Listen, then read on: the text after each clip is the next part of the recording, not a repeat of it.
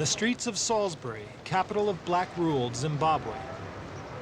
Africa's newest state has had 18 months of independence, a period of social and economic reforms aimed at improving the life of the country's 8 million blacks.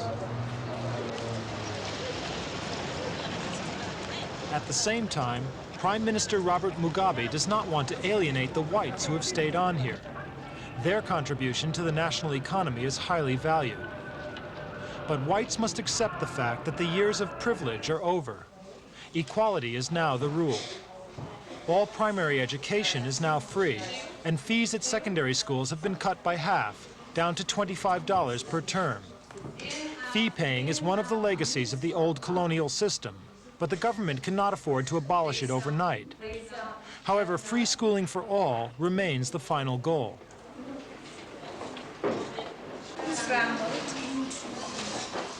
Coach. You know what a coach is?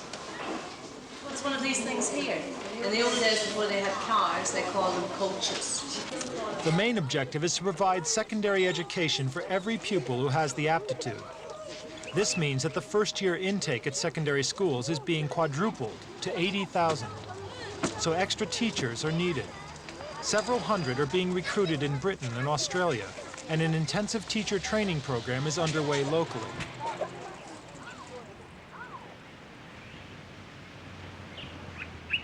The smart suburbs of Salisbury are still home for the remaining whites, though their numbers have continued to fall since independence. A steady drain of 1,800 emigrants a month, higher than the guerrilla war years, has reduced the number of whites to about 170,000.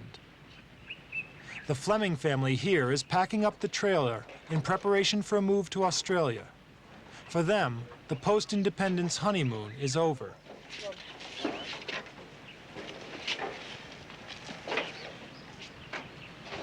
Bill Fleming, a civil servant, has lived here for 23 years. He decided to see how things developed under black majority rule, but recent changes have gone too far for him. Education in this country was Excellent. a world beater. Yes, it was excellent. And this was one of the things that the Africans prized very much, was to get into European schools, Yes. get a European education, because they felt this is how the white people got on as they do. Now, of course, they've got their own ideas on how the education should be done.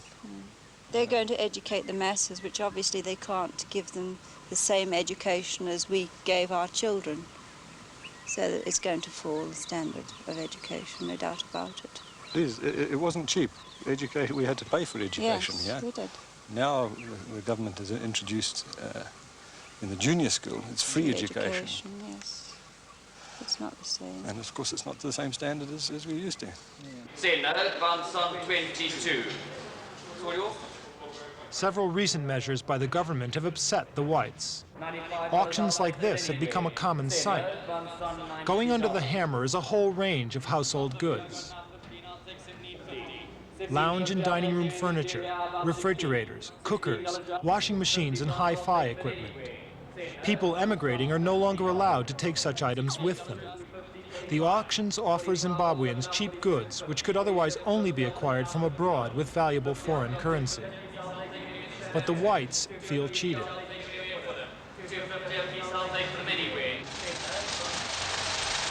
The mining town of Kwekwe in central Zimbabwe shows a different picture, one of newfound harmony between the races. The Riverlea Gold Mine's white staff have recently joined ZANU-PF, the political party of Robert Mugabe. Labor unrest here has now disappeared.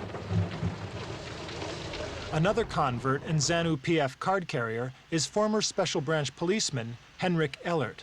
Well, certainly for Kwekwe's part, looking around, I think whites are really behind the change that's come about. They've realized that we're now in new times and they're going to stay in this country. So I think they're just adopting a very pragmatic approach. How many whites, though, are joining ZANU-PF for what they're going to get out of being a member? Well, here in Kwekwe, there's quite a large number of whites that I know of who've joined the party, but I do believe that there is a small percentage who have sort of joined it for their own reasons because they think it's expedient. They've taken out a card, whereas ideologically I don't think they're committed to the party. But I think by and large the majority really want to return the hand of reconciliation and get on with their fellow Zimbabweans. Most whites, though, still look to the former ruling white party, the Rhodesian Front, to defend their interests. It's now changed its name to the Republican Front, as ex-Premier Ian Smith explains. What do you want to know? Called the Rhodesian Front when the name of the country was Rhodesia. Now, every other organization, or just about every other organization in the country, which had the appellation Rhodesia when the country was called Rhodesia, have now changed that, have removed that. It does seem to me to be quite a logical argument that we're living in the past if we retain the name Rhodesia when the name of the country has been changed. It was a glorious name, and I think a party which has probably done more for this country than any other party in history when you look at our record. I think it was 5 general elections where we won every single seat. It is unbelievable. And this must now be put away in the glorious pages of history, because the country is no longer Rhodesia. And we hope to move with the time. What's your reaction to... Ian Smith clearly misses the old times, as do his supporters. But flourishing cash crops mean that there is still a good living to be made by the 5,000 or so white farmers, of whom 800 specialize in tobacco. With the lifting of trade sanctions following independence, tobacco exports have rocketed. They're expected to bring in $35 million worth of foreign currency this year and offset lower earnings from other exports like copper, nickel, ferroalloys, and cotton. The tobacco industry also provides about 1.5 million jobs.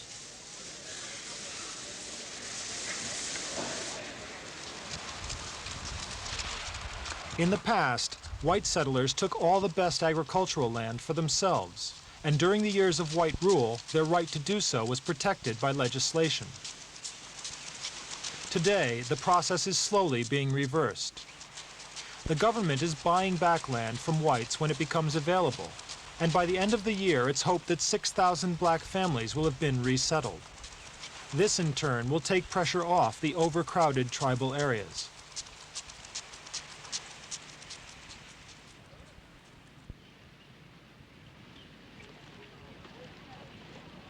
This trade fair in Bulawayo is part of efforts to convince richer countries of Zimbabwe's economic potential. And the efforts have been successful. Mugabe called a special donors conference earlier in the year and persuaded the international community to make aid pledges in excess of the target of $1.2 billion. The main projects are land resettlement, rural reconstruction after the ravages of war, and the reintegration into the economy of returning refugees and former guerrillas.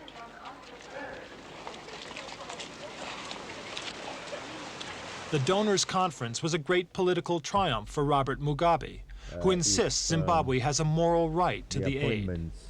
We have not taken aid which is needed elsewhere.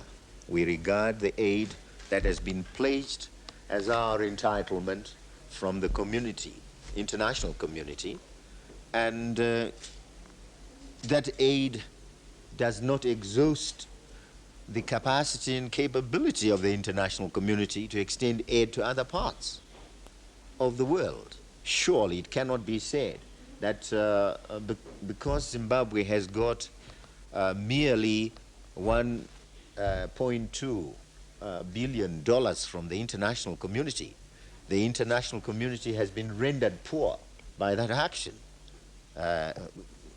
We have secured what we believe we are entitled to if the international community is well disposed towards our problems. And other countries are free to organize aid in the same way as we have done.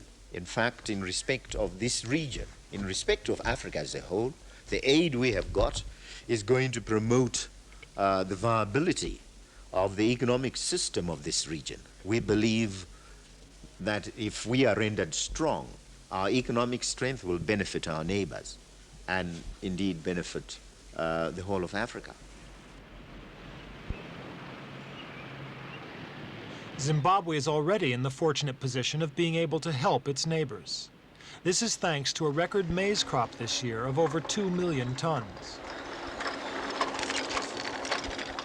Since June, 21,000 tons of maize have been moved to Mozambique and Zambia, and shipments are being made by sea from Mozambique to Tanzania and Kenya further north. The World Food Programme is underwriting the project, which it says represents an important breakthrough. Previous maize supplies for needy African states came from North America at a much greater cost.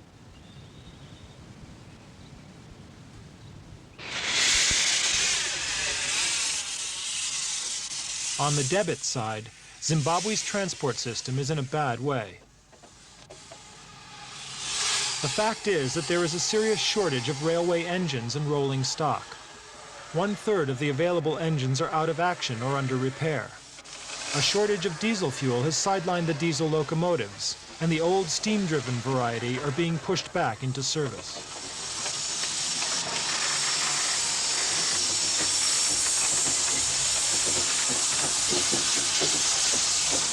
To compound the problems, South Africa earlier this year took back 25 locomotives when a loan agreement expired. There has since been a slow but perceptible drop in rail traffic to Zimbabwe through South Africa, the routes which carry the bulk of Zimbabwe's trade. According to the South Africans, they were simply giving priority to moving their own harvest crops around. But the suspicion remains that Pretoria could be putting an economic squeeze on its neighbor.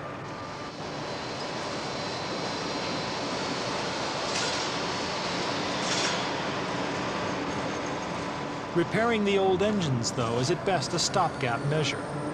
Mozambique, Zambia, and Botswana have lent some locomotives, and in September, Zimbabwe placed an order for 60 new diesels with the American General Motors Corporation.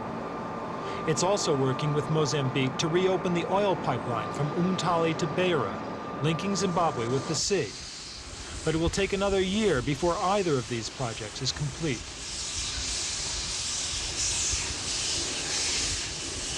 It's estimated that transport problems are costing the country between $7 and $8 million a week in lost exports. This has helped to make a half-yearly balance of payments deficit of over $37 million.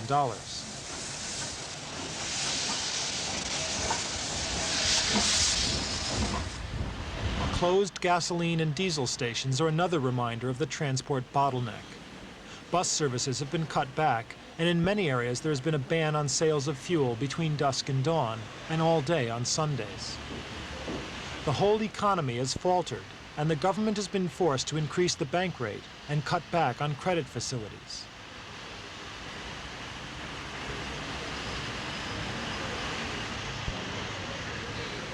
Meanwhile, the government has been shaken by a week-long strike in mid-October by teachers and nurses.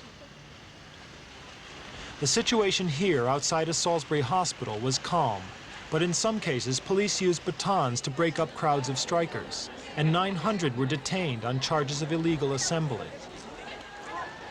The nurses, like the teachers, want pay rises to offset an inflation rate of 20%.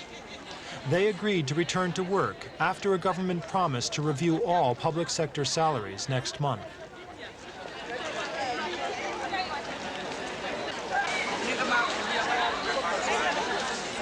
The government is concerned that giving in to the pay demands would lead to strike threats from other groups of workers.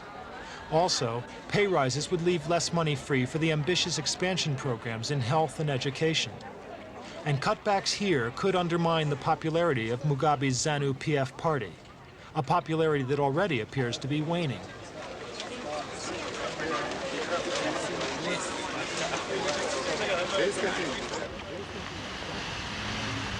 After 18 months of government, Mugabe and his men have been reminded constantly that you cannot please all the people all the time.